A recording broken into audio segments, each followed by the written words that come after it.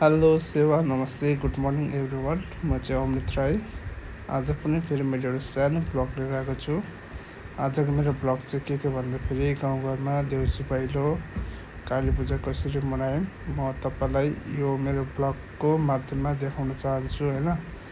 अगर हजुरलाई यो मेरो भिडियो मन परिदियो भने चाहिँ please like share comment and subscribe गरिदिन्छु नबिर्सिनु होला। हेर्नुहोस् आज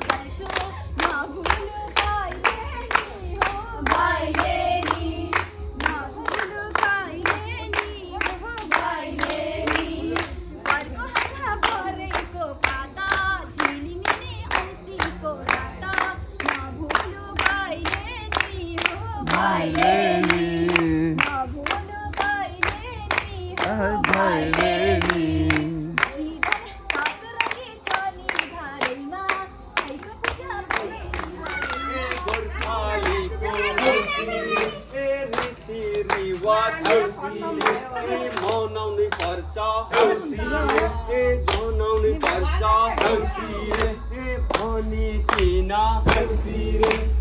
आएको हामी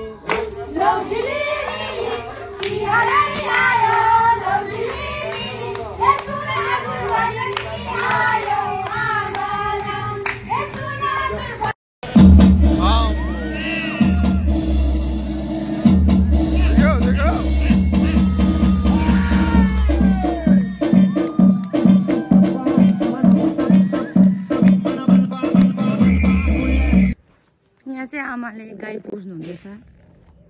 आज चाहिँ गाई तिहार। यहाँ चाहिँ माला। यहाँ चाहिँ आमाले गाई पुज्नु हुँदैछ। एउटै छ गाई हाम्रो।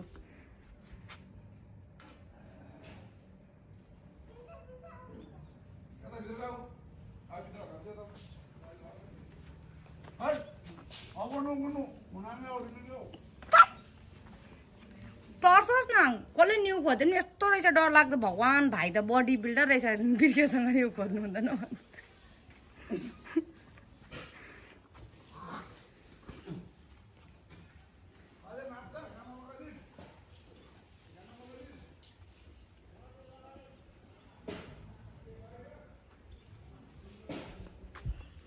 यहीँबाट फोटो खिच्दा भइहाल्छ।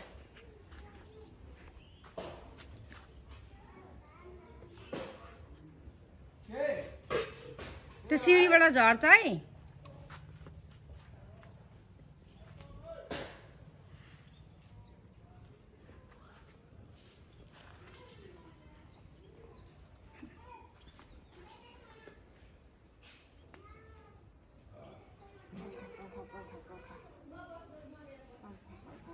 खानु दिएर बाँधिनु पर्ने रहेछ नि।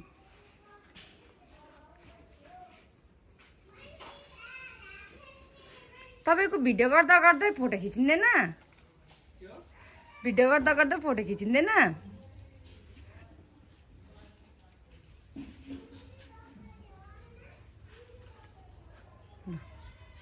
लो सक्यो गाई पनि भन्दा भन्दै भयो यति नै हो, सक्यो अब। सक्यो।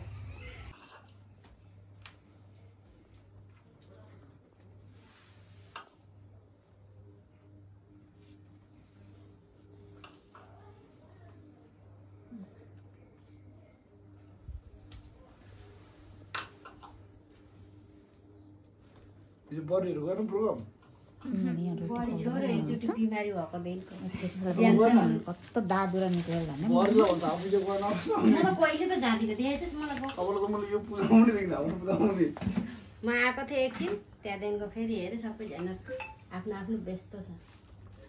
व्यस्त हेल्प गर्नु छैन व्यस्त कसरी गर्नु बिहान अब छुट्टी छेक्नु खानासाना खाइएर गएको अरूमा शिवलाउनु मेरो निक्ल्यो क्यामेरा न पोहोरको साल त तेलहरू लगाइ कस्तो मजाले पूजा गरिएको थियो। नेपाली त न यसपालि त मै पाइनँ मजाले पूजा गर्नु। कति बजी आएको आँखा रातो छ तपाईँको? पहिला तेल लगाइदिए शिव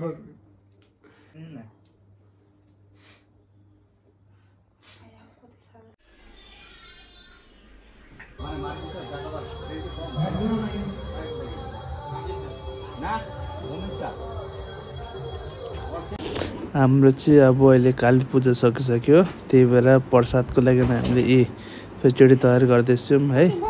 सबैजना खिचडी खाने अब पूजा सकिसक्यो किनकि हो अब प्रसाद खाएर खिचडी प्रसाद खाएर अब हामीले चाहिँ आफ्नो आफ्नो व्रत तोड्ने हो।